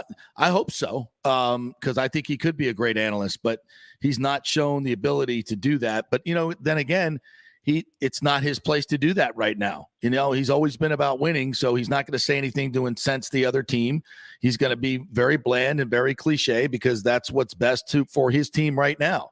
And what will be best for him as a broadcaster is to not do that. So if he's going to be good at it, and of course he wants to be, then, hopefully we'll get candid Brady, and it'll be very, like when he does a Patriots game and it comes to criticizing a Belichick decision, that's going to be interesting. Oh, very much. And I'll tell you what, I can still remember the first question I got to ask Brady a year and a half after he was here. I said, you're scrambling and you're having to run. What's going through your mind? And all of a sudden, Brady became human. He goes, what's going through my mind? Oh my God, I got to run. Wait a second. I got to find a way. I got to get down. And he goes through this 20-second thing, and I'm going, okay, he can do this. He can be human. He's not a cyborg. So I think you'll see the human side of Tom Brady. I think you'll see a lot of the Tommy and Gronk that we saw, which was, I thought, fabulous. Yeah. And I think he'll be able to. He's a chameleon. He'll be able to adapt. That's for sure. So the Bucs will invite in their rookies this weekend. Anything in particular you'll be looking for? I want to see the kid from Western Kentucky. Hey, anybody that catches 150 balls for close to 2,000 yards, I don't care if the guy's 4'8". He's got to have some skills. Yeah. And I want to see if any of them are return guys, because I don't think they're sold yet on Darwin. No. Being that return guy. God, I hope not. Yeah, we used to call it junior high trash. Catch the ball and run to the sideline. Well, that may have worked at North Texas, but it sure as heck ain't working in the NFL. No good. All right, partner. We'll get a full report from you next week on what you saw at rookie minicamp. Tell the folks how they can get your content. Yeah, go to Amped Up Sports. We post a late night, and because of all the hockey games and that, it's really late night, somewhere around midnight, 1 in the morning. We put a national and a local update on all the local teams and what's happening nationally. And JP, let's hope we're talking about round 2 and who the Lightning plays next week. I think we will be. I think this series is a long way from over, partner. So we'll see if the Maple Leafs can close it out against a team that's pretty hard to close out. So we'll see. Thanks, buddy. Yeah, I'll wave to you tomorrow night. All right, sounds good. All right, I want to remind you folks that we are brought to you by the Gold and Diamond Source, and it's always a great time to. Father's Day is coming up. I know it's June, but it's coming up. Might as well get your shopping out of the way. We like jewelry too, especially big baller watches. So they have a great selection there at the Gold and Diamond Source, and they have not only the new ones at all the styles, but also some gently used ones. You get great prices. So if you're looking for a tag, a rollie, whatever, Gold and Diamond Source, great place to do it. Also, doing a little summer clean out the jewelry box. Go to your old lady and say, hey, don't call her an old lady, by the way.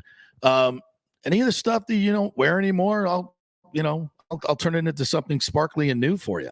And you take it to the Gold and Diamond Source. They'll pay you top dollar for it, as they always do. And then you can use that money to select something there in the store. So you're getting her something new, and it didn't cost you a penny.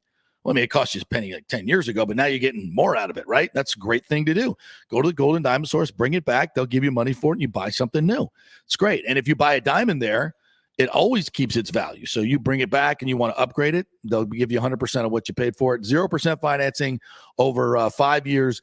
It make it so easy there at the Gold and Diamond Source. And, of course, we always tell you to shop local, right? Shop local. Keep it local. Very important in these days. And especially with the Gold and Diamond Source, Julie and Steve Weintraub do so many things in the community, always being a part of our community. So reward them. You got to spend that money anyway, so you might as well spend it and keep it local. All right, we'll take a quick break. When we come back, we got lots of Rays to get into. They got no hit last night, but there was a very interesting comment from Joe Maddon about the Rays stadium situation.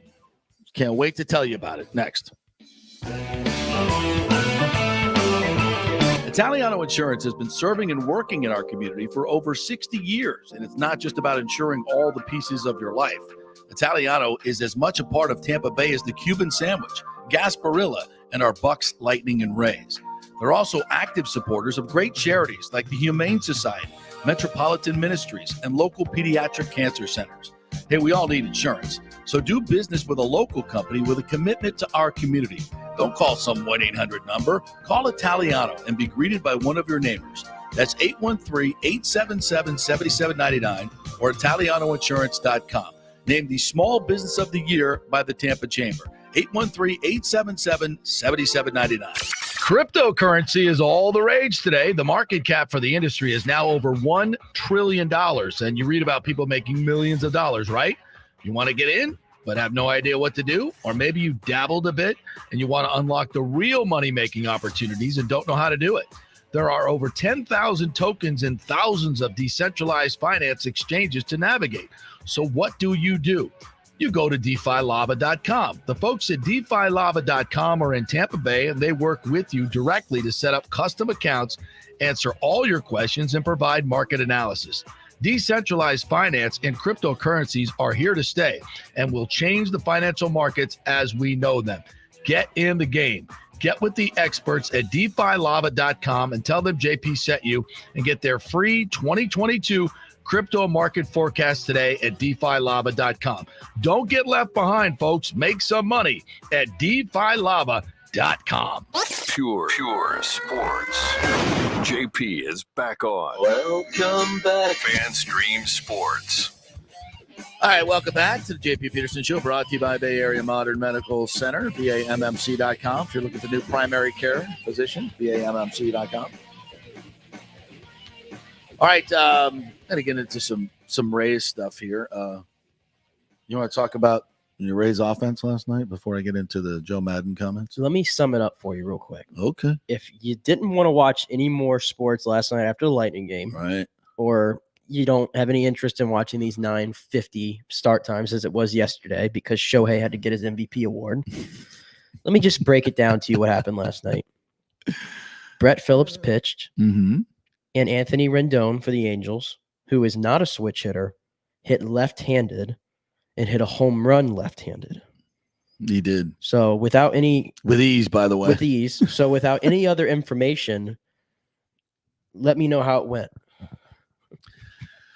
He got 2 strikeouts. That's it. 8 swings and misses, I think, during the whole game. So it's just a lot of weak contact by a weak contact hitting offense. They've now lost 3 in a row, and 2 in a row to the better team.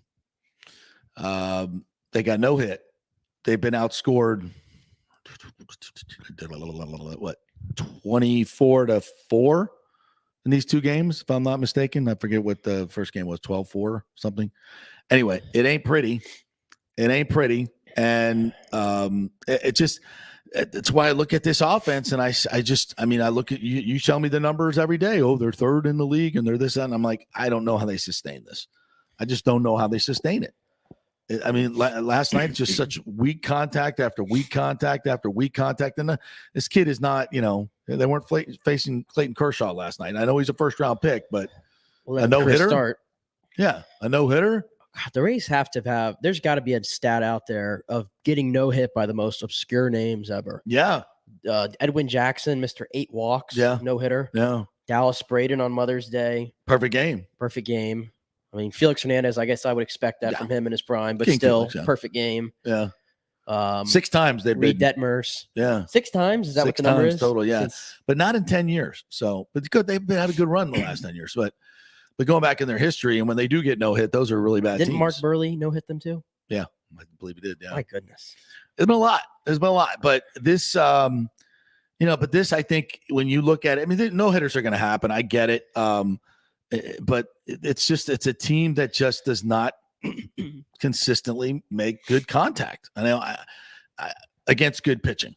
I guess I'll say that. We can the number they're 3rd, but when you watch this lineup last night, it looks really, really inept. Especially without Super Manuel inept. Margot in the lineup. Yeah, Who had been exactly. the hottest hitter. Yeah. And without him there, just up and down the lineup. I'm looking at it here. I mean, this is the Rays lineup yesterday.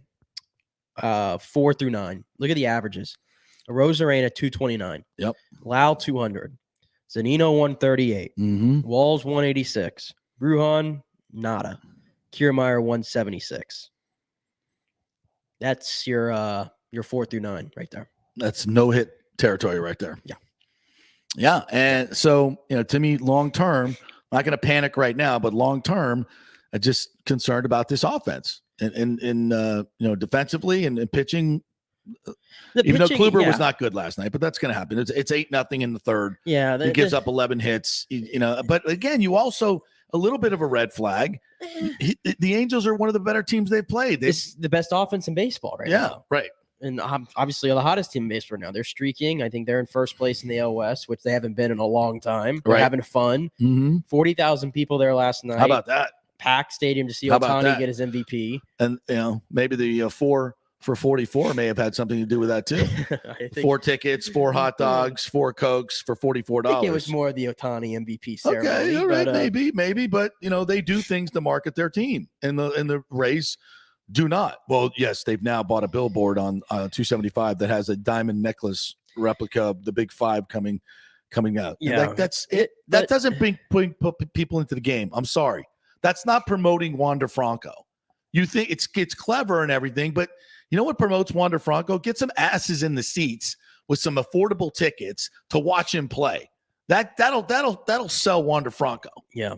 Putting a billboard out with a chain with a 5 holding up, it's cute. It'll make the papers, but doesn't put anybody in the seats. Yeah, we'll get into the Joe Maddon comments for sure. But on the field, if you're looking for a silver lining, I guess you go to the bullpen. Until I don't count Brett Phillips at all, obviously, but Adam, Poche, Thompson, Fire Ice, and all had an inning of work shut out. So the bullpen is still the strength of this ball club, obviously, which we expected.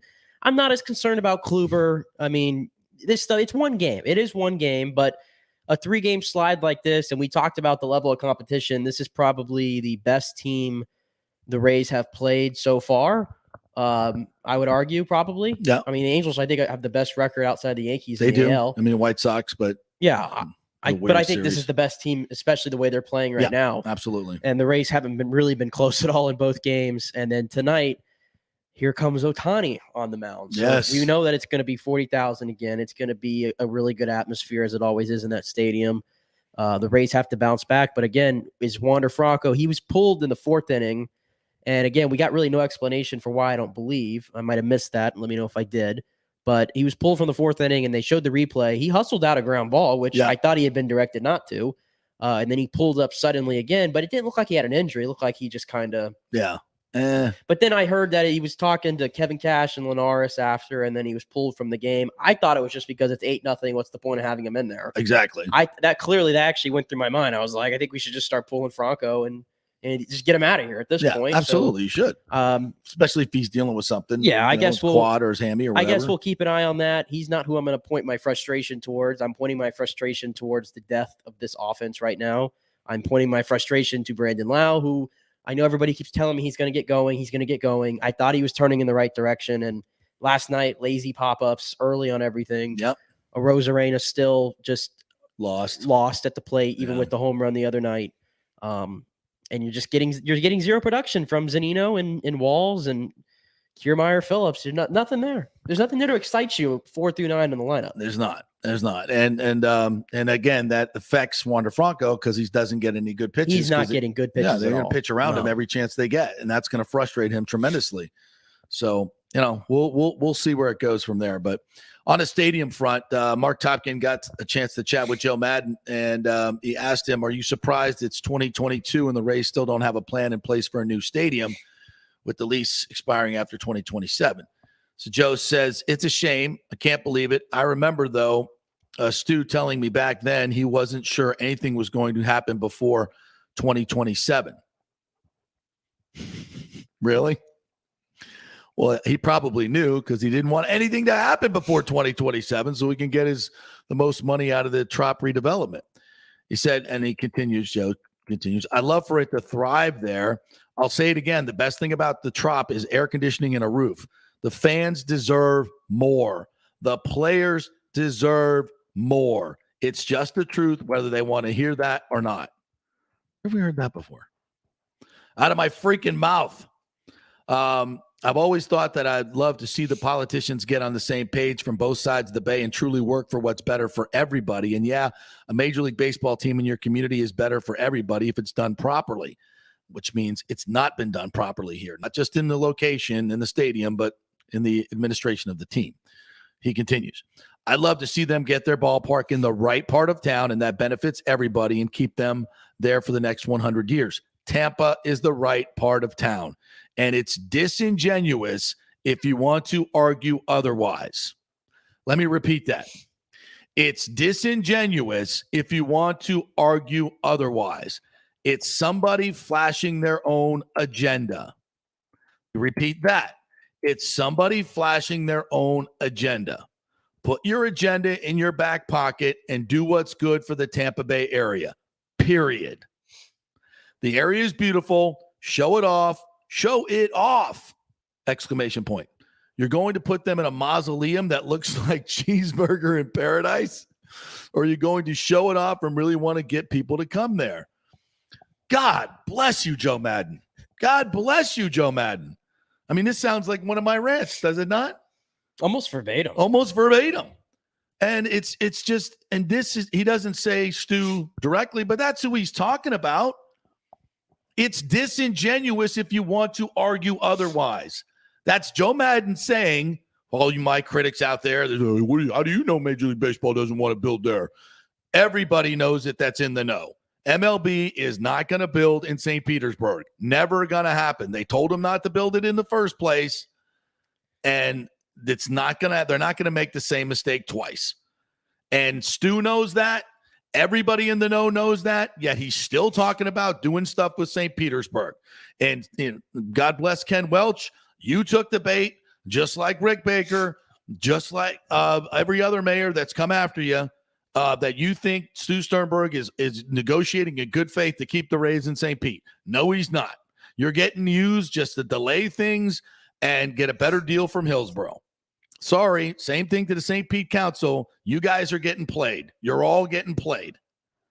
And this is a guy that's on the inside, on the know, that knows what's going on here. It's disingenuous if you want to argue otherwise. John Romano, anybody from the Times? It's somebody flashing their own agenda. Put your agenda in your back pocket and do what's good for the Tampa Bay area, period. This has never been a question of where it should be in anybody's rightful mind. Anything else, any other discussion is disingenuous. And the good thing here, that's just a snippet of what Joe Maddon knows, right? Right. Yes. There's so much more to this that he probably knows. He was here for 8 years for crying out loud. I've spoken to him off the record on these fronts. I mean, let's be honest. A lot of the stuff that comes out of my mouth has come out of his mouth. Trust me. Yeah. And in regards to showing the area off, let's be honest. A lot of this market's booming, okay? And specifically on the Tampa side. Yes. The people that move here, the athletes, the celebrities, guess where they live at? Tampa. They don't live in St. Petersburg. I would push back a little bit on that. I mean, there's a lot of ex-baseball players that live over in Clearwater. Well, because Clearwater is a destination. I get that. The beach side. There are some, but I get that. But there's a lot of people who live in Davis Island and Tampa and that side. Okay. The people that build restaurants, for example, Joe Maddon has a restaurant here. Yes. Do you know where it is? Yeah, it's in South Howard. It's in South Howard. He doesn't have to have it here, does he? He has nothing to do with this area anymore. No. But he chooses to. I actually saw somebody on Twitter go, "Oh, that's why he's championing Tampa, because he has restaurants there." No. We've seen, Ducky's, Evan Longoria, good example as well. Not here anymore. Guess what? He chooses to have a restaurant here. Yeah. And I could keep going on and on and on with this list. The Tampa is the spot. The disingenuous part, I love that word because it kind of sticks the point home, because there's so many people that have been coming after you for putting your 2 cents on this, which is backed up, by the way, of speaking to people. This is not blind. Right. This is not blind narrative that we're just spewing. This is from actually doing research and speaking to people. I've sat down with Joe Maddon over beers and talked about the stadium issue. So nothing we're saying is archaic. I just don't understand why people are going to bat for St. Petersburg. Nothing against St. Petersburg. We've said on the show many times it has its own culture. It has its own thing going on, but it's not a baseball culture. It's not a baseball culture. It's not a baseball culture, and that's been proven by the lack of attendance and people. And I never like to make it about, say bad things about St. Pete. I don't like to say that. It's just factual. And there's so many great things about St. Pete. St. Pete, downtown St. Pete is such a great city. It doesn't need baseball. It doesn't. It doesn't need baseball to on its thrive. own. Exactly. Every time you're down there, there's people that are everywhere going to places. You know where they're not going? Baseball games. Exactly. They don't like going to baseball games. I think it's further than it's the Trop being a dump, if that's what you think. I just don't think they like baseball there. They don't. That's just an honest assessment based on this team being there for 23, 24 years at this point. And I would venture to say this. If you you remember when Stu first said, "Hey, we're going to build a downtown waterfront stadium in St. Petersburg." The people of St. Petersburg went bananas. They had yard signs out, say not downtown. Yeah. They didn't want it. And if you put it up for a public vote, do we want to spend $1 billion on a stadium? Do you know how big that would fail in St. Petersburg? It would fail dramatically. Yeah. And you could criticize Rob Manfred every way, whatever you want to say. He is not stupid enough to say, I'm going to let them build a stadium in St. Petersburg. Never. Given what's going on there. And all you people are like, happening. But there's new tourist tax dollars. There's more in Pinellas, blah, blah, blah, blah, blah. It doesn't effing matter. It doesn't matter. MLB is not going to let them build a stadium there because they know it will be an abject failure.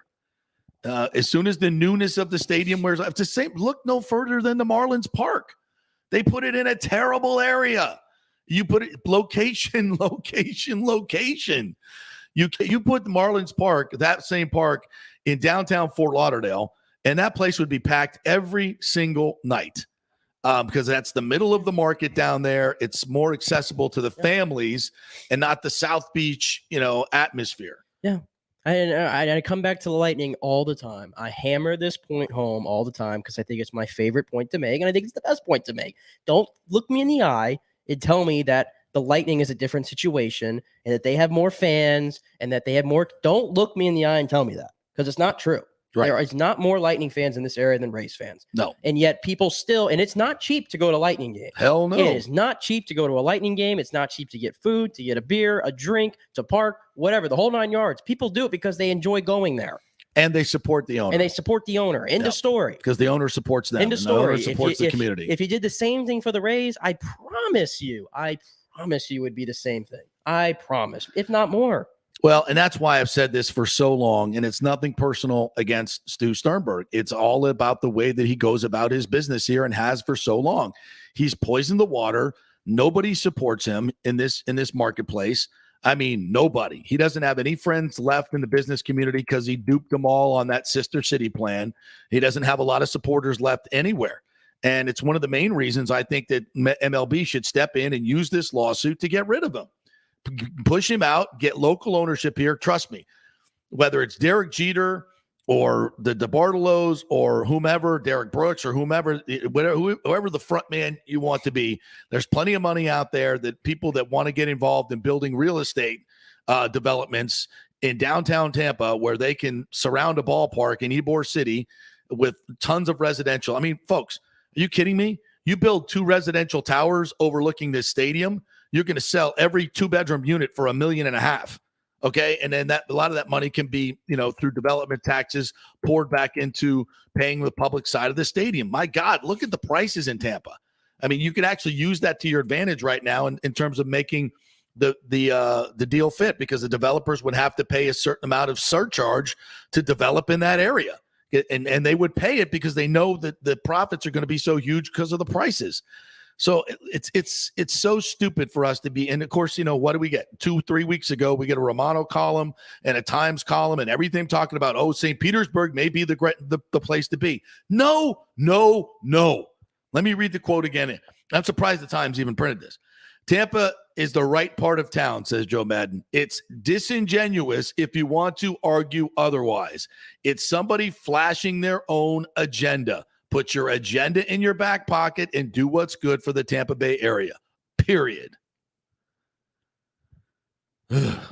And for those of you who are out there saying, well, Stu Sternberg should pay for the whole thing. Sure, we'd love that. I live in the real world, okay? And if you want to get a deal done, live in the real world, which is 50-50 split. That's what the Braves did, basically. The Rangers did the same thing. That's the industry standard right now. And again, a lot of this to me is on Rob Manfred at this point, because he has the legal authority and certainly the moral authority right now to get rid of Stu Sternberg. He's been a horrible owner here. And in terms of the stadium situation, I get, winning and all that. Absolutely. But that's not what makes ball clubs successful within the community. Yeah. You have to partner with the community. He's also holding up the redevelopment of Tropicana Field, which could already be under redevelopment if he was a team player. All this should have been done years ago. We should be in the new stadium right now. It would have cost a hell of a lot less. But his greed is blinding. And he wants to take it to the 11th hour, get as much as he can from the redevelopment of the Trop site, and get as much leverage as he can. He doesn't give a rat's ass about St. Pete community or Tampa. If he did, he would have partnered with us long ago. And nobody holds him accountable for this. At least Joe is calling him out here, not by name, but certainly what he's saying in terms of being disingenuous and flashing your own agenda, that's what he's talking about. Trust me. Yep. And I just, again, I say this too. You say these things, and a lot of people that defend putting the stadium in Tampa say it, and it seems like you get attacked for it, right? Right. Everybody just gangs up on you. You don't know what you're talking about. I don't understand many people that are actually in the game. Joe Maddon, players, Tyler Glasnow has said it. Former players, BJ Upton, Carlos Payne, how many people, Evan Longoria, how many people who have played for this team and have seen the issues firsthand, have to say it for everybody to get the point through your head that St. Petersburg is not feasible for a Major League Baseball team. We not have we not made that point yet? Please stop defending putting a stadium in St. Pete. And end of story. End of story. And that dalliance with St. Pete has been the reason that this has taken so freaking long. The dalliance, once that Mayor Kreisman, and God bless him, opened the door for Hillsborough, and of course, Stu played everybody in that situation as well. Was not acting in good faith. But at least Kreisman opened it up because he knew what was best for the region. And he also knows what's best for St. Petersburg is to not build a baseball stadium and not spend money on it. Just go out there and build the residential that you need there, affordable housing that you need there, a convention center that's going to bring millions of people in the next 30 years that'll spend a lot of money right here in St. Petersburg. And all of your constituents can still go see Rays games across the bridge. It's a win-win, just like they did in Atlanta. The Braves didn't move out of Atlanta, but the city didn't pay for their new digs. The other Cobb County did. So, all right, we'll take our final break. We'll come back on the other side. Got a lot of different stories to get to. Tiger and Phil at the PGA. Will Phil be playing in the PGA?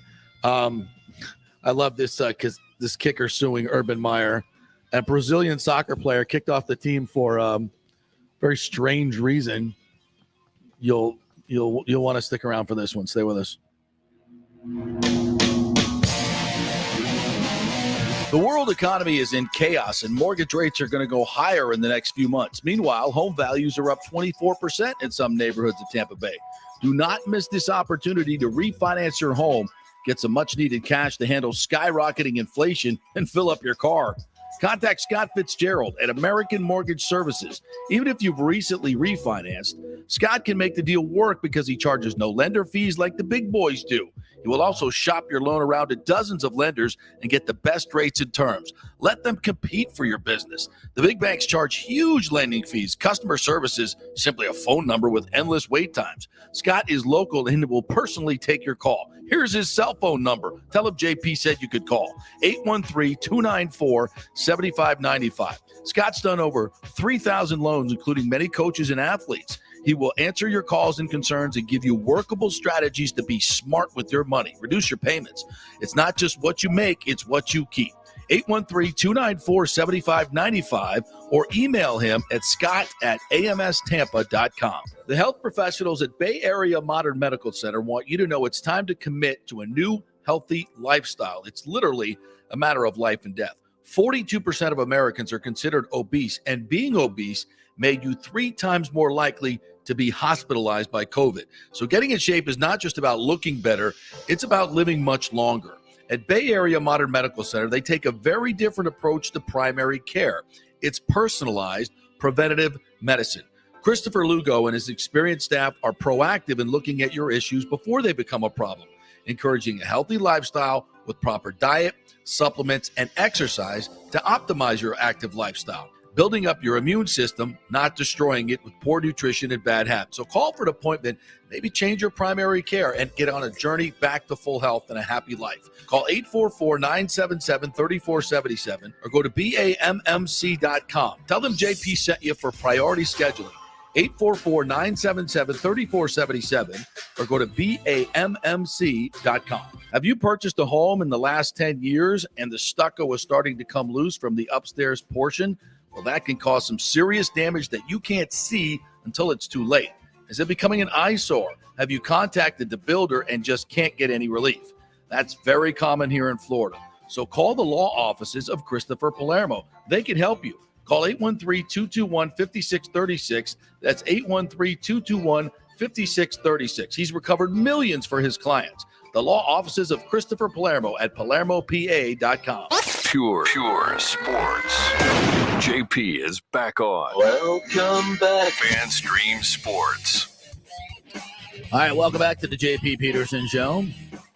Brought to you by Bay Area Modern Medical Center, BAMMC.com. Also by American Mortgage Services. Scott Fitzgerald will hook you up. Got my man Nick here an approval letter so you can go out shopping for his new home. Good luck with that. He's working on another one for myself as well. So we're going to get my mortgage done. And, rates are up. They're in the 5s now, but they could be going to the 7s, to the 9s. So it's still a better time than most to get a mortgage. But do it now. Lock it in now so you can go to whatever negotiation you have with an approval letter, and that'll be your best chance to get a new house. So don't forget, he has the lowest fees in all of mortgage business. Because he shops it around. He's going to get you the best rate, doesn't charge you all those huge lender fees that the big banks do and the online ones do. And why deal with one company when you can have it shopped around to dozens and dozens of companies? So just email him, scott@amstampa.com, scott@amstampa.com, and he will hook you up and make it very, very easy for you, as Nick told us yesterday. Just send you a little link, you upload your documents, and within a day, he was ready to go. So there you go. Scott at amstampa.com. Couple other stories I want to get to. NBA playoffs last night. The Sixers go down to Miami and absolutely get bombasted. 120-85. Joel Embiid, James Harden, just awful. The baddest I've ever seen in a playoff. And after they were like, yeah, we just weren't into it. Just kind of not into it. I'm like, that's the NBA for you in a nutshell. Huge game 5, and they just crap the bed. But I was told that James Harden was elite again. Yeah, because of the one game. Isn't that what I was? You were told that. I was told that by a lot of people were. that he was elite, and the 76ers were back in it all of a sudden. Maybe that's a lesson, by the way, and the NBA loves to do this. Let's not overreact after one game. Yeah. Not everybody that scores 40 is a budding star. Right. And just because somebody has one game in a span of 3 months doesn't mean they're back to form. Exactly. Also tonight we got Milwaukee and Boston tied at 2. That one back in Boston. Antetokounmpo was a little worn out at the end of the game the other night because he's carrying their ass without Middleton. That's an interesting series. If I got to make a call right now, though, I got to go Boston. They're just deeper. And what Al Horford did the other night, I covered Al Horford in their back-to-back championships at Florida, and he was a great player. I mean, just beyond his years. Of course, his dad, Tito, played in the league, but just mature beyond his years even back then. And now at 35, he got pissed off when Giannis dunked in his face and was talking trash and got teed up, and Al goes for 30. And I'm like, wow, dude, you could have been an all-star your entire career.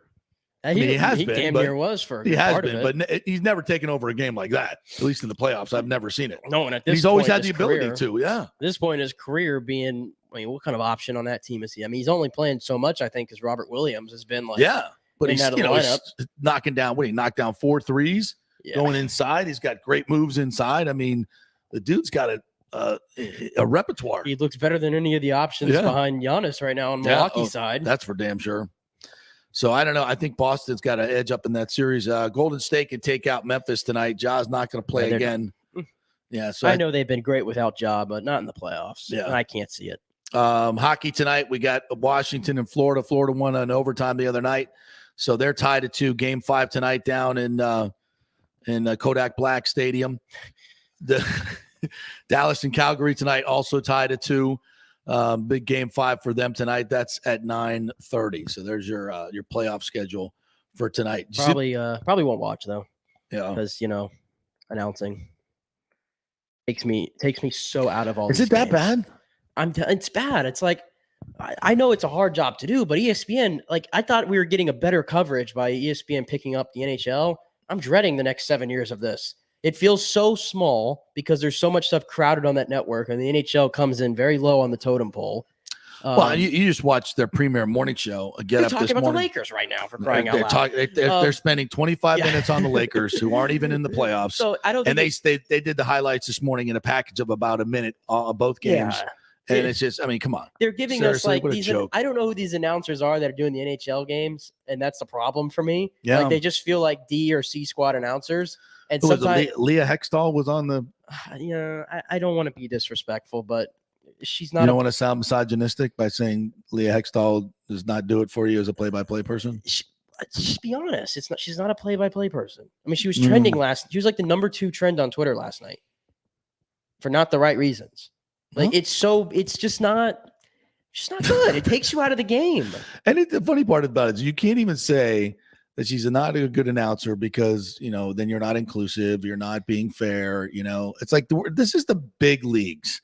This is playoff hockey. No, it's you got guys that are have done this for a long, long time, and women, by the way. I'd rather listen to Linda Cohn do the play-by-play, to be quite honest. Seriously, Linda Cohn has been holding the fort down for years on that network, doing the NHL shows. Where is she? She's in the studio. Steve Levy, they're doing all the hockey that covers. I saw some on the studio. I don't see enough Barry Melrose. No. I mean, Barry used to be, and Bucci's doing games, which I love. Yeah, they've held the fort down for years, and then now we have like this new wave. I don't know who these people are, and I don't know. Frankly, they really take me out of the action because it's so dull. They make a playoff game like unwatchable. Yeah. I said earlier, I don't know how you get a return on investment of $37 million with Brady, but I might pay Doc Emmerich that much money to come back and start doing playoff Oh my games. gosh, Gary Thorne, for crying out loud, is calling Baltimore Oriole games. He's got to be losing his mind. Get him back in here. I'm just saying, Rick Peckham is available. God, please. And you want to put his resume up against others that are doing these games. I'll say, well, you're not choosing by merit. You're certainly not choosing by merit. For the team, maybe the announcers that are not in the playoffs anymore, can we just have absolutely. Can they freelance? Of for course the they playoffs? can. Of course they can. Easily done. They're ready to go.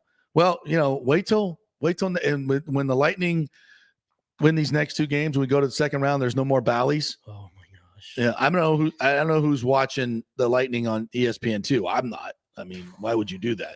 If you don't have Bally's, I guess is the only reason you wouldn't do that. But I heard Callahan was announcing it, and it was pretty good. Is what people. He's a great analyst. I enjoy listening to him. But who's doing the play-by-play? Bucci? I don't think it was Bucci. I'm not sure who it was, but a lot of people were praising Callahan. So Bally's will probably not be doing second round. No, they won't. I mean, sync up the radio one. Yeah, the TV. Absolutely. You get Phil's remarks. That makes up for it. Way better. Now, do they have an app? I think they have an app that does that, if I'm not mistaken. That syncs it up. Yeah, I need to find it. I'm gonna look that up because no doubt about it. Did you see Josh Lambo suing the Jags for Meyer's alleged misconduct? Yes, I did. It's like